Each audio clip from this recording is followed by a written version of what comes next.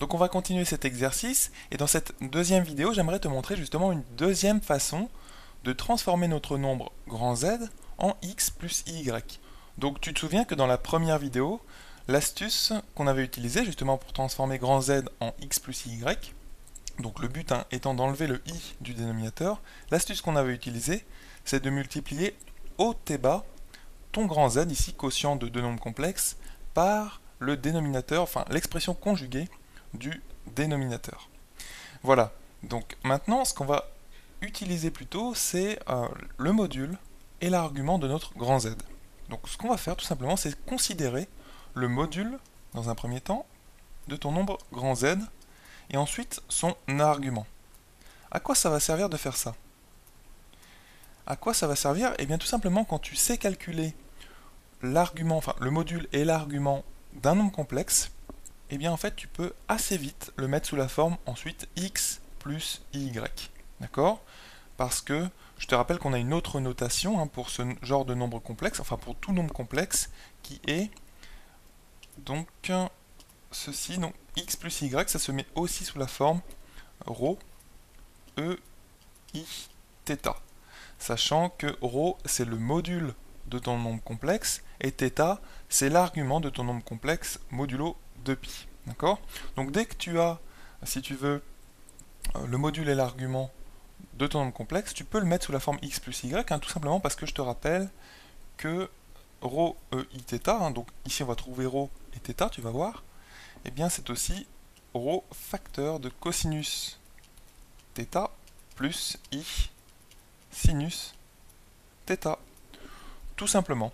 Donc là, au fait, dans cette deuxième vidéo, c'est la deuxième façon de résoudre cet exercice. Voilà, donc ce sont les deux choses qu'on va calculer, le module de grand Z et son argument. Donc pour ce faire, on va utiliser tout ce qu'on connaît sur les modules. Module de grand Z, eh bien grand Z déjà, on sait que c'est 1 plus i sur 1 moins i. Donc on va prendre le module de tout ça, tout naturellement. Maintenant, tu connais une règle sur les modules, qui est que le module d'un quotient, c'est le module du numérateur sur le module du dénominateur. Donc c'est ce qu'on applique. Donc ça vaut module de 1 plus i, ok, sur le module du dénominateur qui vaut module de 1 moins i. Voilà. Alors, on peut placer les nombres 1 plus i et 1 moins i sur un repère orthonormé, puisque tu sais qu'un nombre complexe, à un nombre complexe, en fait, tu peux associer un vecteur dans un repère orthonormé 2D. Donc c'est ce qu'on va faire tout de suite. Tu vas peut-être mieux voir quel est leur module. Je t'en parlais déjà un petit peu dans la première vidéo. Voilà, ici tu as l'axe des abscisses, et ici tu aurais l'axe des ordonnées, là l'origine, et disons on va mettre l'unité assez loin, donc 1 ici, et 1 ici. D'accord? Alors 1 plus i, ce nombre complexe là, du numérateur, sans le module, sans les barres, eh bien correspond à un vecteur qui part par exemple de l'origine. Tu pourrais faire partir ce vecteur de n'importe où, mais on pourrait le faire aussi partir de l'origine, c'est pour que ce soit plus simple. Donc il a une partie réelle qui vaut 1, donc tu vas avancer de 1 suivant l'axe des abscisses, qui est vraiment l'axe des réels, si tu veux. Donc on arrive là, et ensuite au niveau des imaginaires, de la partie imaginaire, tu vas monter de 1, puisque l'axe des ordonnées correspond vraiment à l'axe imaginaire, entre guillemets. Donc tu es arrivé là, hop, et tu remontes de 1. Voilà. Donc ici tu obtiens vraiment ton premier nombre complexe, donc ton premier vecteur qui correspond à 1 plus i. À ton avis, quelle est la longueur de ce vecteur? On ne parle pas vraiment de longueur d'un vecteur, on parle plutôt de norme. À ton avis, quelle est la norme de ce vecteur? Eh bien, c'est tout simplement, tu pourrais même appliquer très facilement Pythagore, mais tu connais quand même quelques formules. Donc ici tu aurais un angle droit. Donc pour connaître la norme de ce vecteur 1 plus i, il te suffit de connaître donc, la longueur des côtés du triangle ici, si tu veux. Ou de connaître la formule qui est que eh bien, la norme de 1 plus i, c'est tout simplement racine carrée de la partie réelle au carré, donc 1 au carré, plus la partie imaginaire au carré, c'est-à-dire 1 au carré, encore une fois. Donc on va obtenir tout simplement racine carrée de 2. Voilà. Donc tu obtiendrais exactement la même chose si tu appliquais le théorème de Pythagore. Tu vois, il y a beaucoup de choses qui se recoupent en maths. Ici, le théorème de Pythagore n'est pas très loin. Donc ici, tu vas obtenir racine carrée de 2 au-dessus. Voilà. en plaçant très rapidement le second vecteur qui correspond au dénominateur, eh bien ce second vecteur, il est, en plaçant le 1 ici, enfin le moins 1, d'accord? Donc tu avances de 1, et vu que la partie imaginaire du dénominateur c'est moins 1, eh bien tu descends de 1. Donc tu vas obtenir ce vecteur-là. Hop. Voilà, et donc ici c'est 1 moins i, dont le module, donc 1 moins i, c'est exactement le même calcul en fait, enfin presque le même calcul, mais à la fin ça donne exactement la même chose, c'est racine carrée de 2. Et d'ailleurs ça se voit, hein, ces deux vecteurs ont la même norme. Donc finalement tu vas obtenir racine carrée de 2 sur racine carrée de 2, et ça fait 1. Donc tu obtiens déjà un premier résultat intéressant, c'est que le ρ ici, qui est le module de ton nombre complexe grand Z, donc ce module, il vaut 1. Donc c'est comme si tu pouvais l'enlever en fait de la formule. Tout simplement. Puisque c'est 1 fois quelque chose, donc tu peux l'enlever. Ok? Maintenant on va s'intéresser à l'argument. L'argument de grand Z, eh bien c'est pareil. On va utiliser les petites règles sur les arguments que tu connais.